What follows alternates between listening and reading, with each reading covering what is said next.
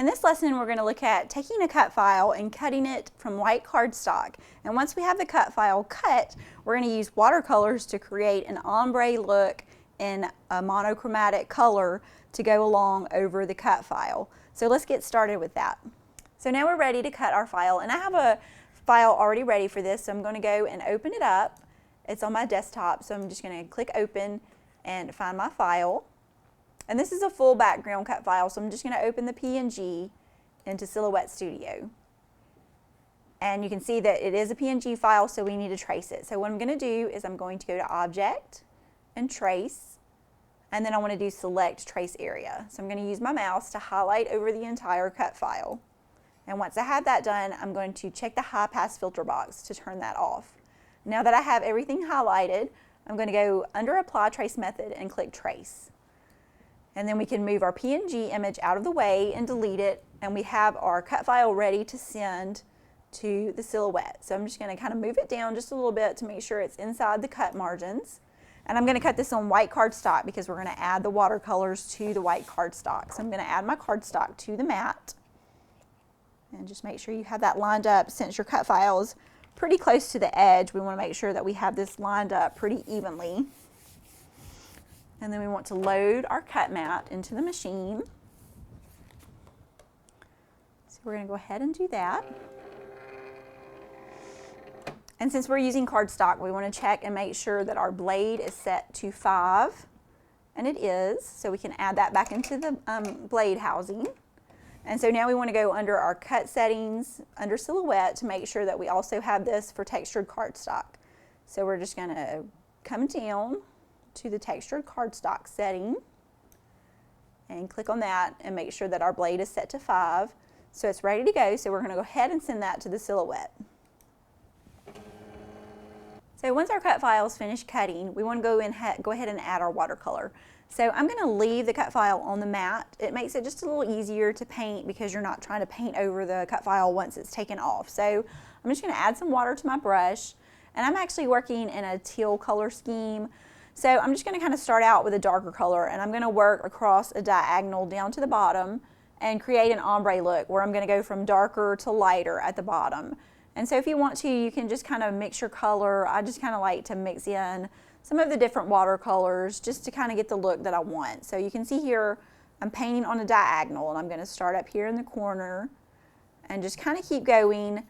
And as I go along, I'm going to kind of change my paint color but keep it in this teal family. I want a little bit more of kind of this darker color here at the top just to get a little bit more.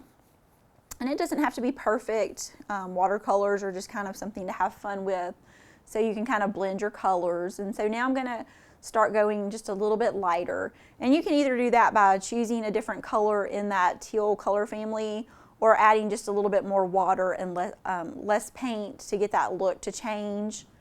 So I'm going to just get kind of a different color right here, and you can spread it out a little more too just to get that lighter look. And when it dries, it's going to lighten up a bit on your paper just to create that lighter shade. So I'm just going to keep going in that diagonal pattern and make sure it kind of blends together so you won't have a line there separating your colors. So now I'm going to get a little bit lighter.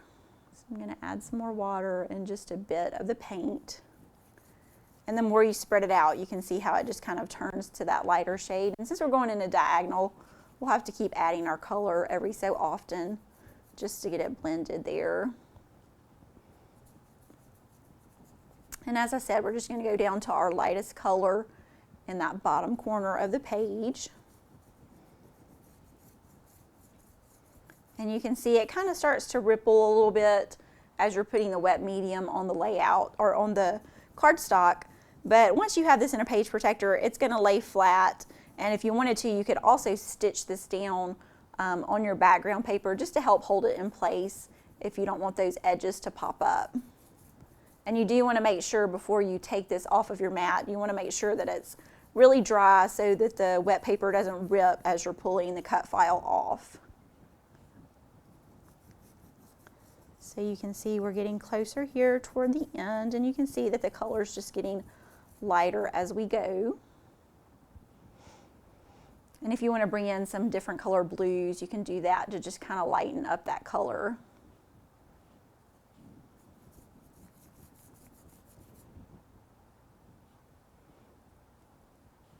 This is kind of takes you back to your school days when you got to play with paints and watercolors and just have fun in what you're creating. And I want to make sure that I go all the way to the edges so that when I pull this off, my whole cut file will be painted.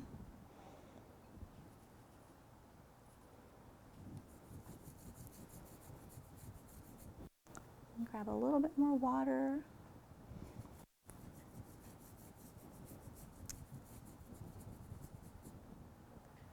And now we want to kind of get to our lightest shade here at the bottom. So I'm just going to kind of smooth that out, maybe add a little bit more water to pick up that color and get it to go all the way to the edge. So now that we've got all of our watercolor added, we just want to kind of set this aside and just let it dry a bit. You could use a blow dryer or a heat gun if you wanted to, just kind of dry that color. So you want to make sure it's completely dry before you take it off of your mat. So once our paint is dry on the cut file, then we're ready to remove it from the mat.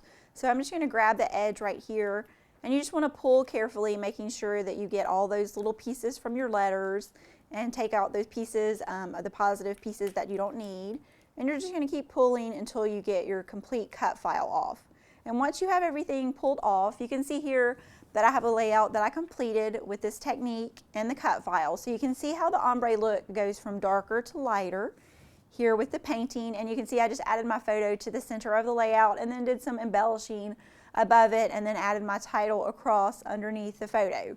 So this is a great way to add just an ombre look to your layout using watercolors, and you could change the color of the paint if you wanted to. You could also add a rainbow look if you wanted to do that with your watercolors. So it just gives you a lot of options and ways to use your background cut file for your layout.